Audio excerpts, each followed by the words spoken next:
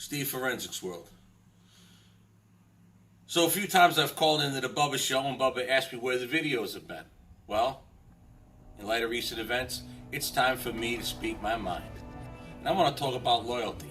And I'm not talking about loyalty of big radio conglomerates, and I'm not talking about loyalty of sponsors. I'm talking about loyalty of you, the Bubba Army. Where's your loyalty?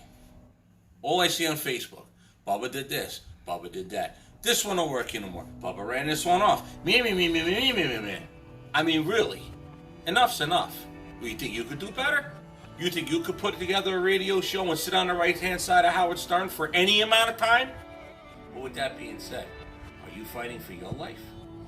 Are you trying to make a living when everybody else is trying to take that living away from you?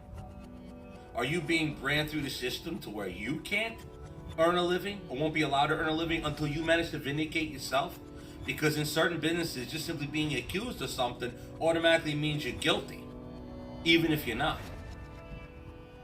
You think you could survive that? You think you got the mental fortitude to be attacked at every angle and still come about okay? So allow me to talk to you about loyalty. Bubba got on air and he asked for a 350 Chevy 4-bolt main to put in the cream machine. And in March of 15, I sent an email to Bubba. He sent me an email back saying he would like the engine.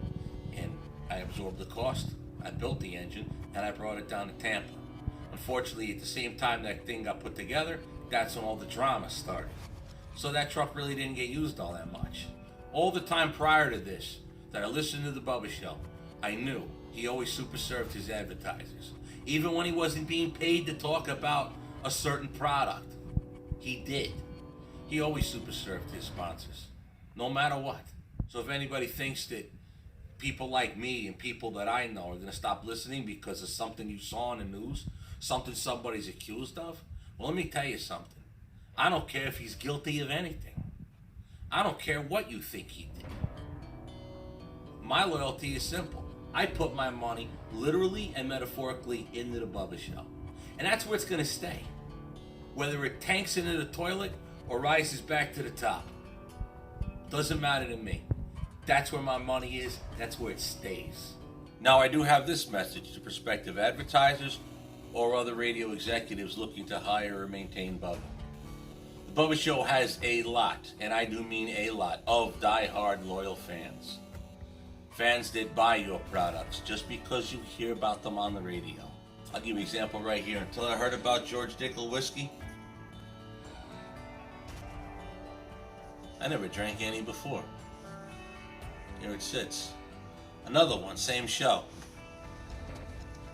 Would you like some grandma? This stuff disappears fast in this house. I lost track of how many bottles I bought, and I never had any until I heard about it talked about on the show. There are a lot of diehard fans out there that buy the products that you hear about on the radio. My shop?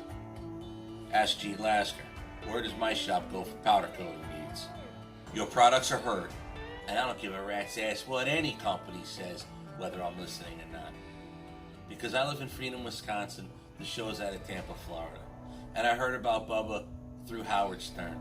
Those are the only two morning shows, as far as I'm concerned, exist on the planet.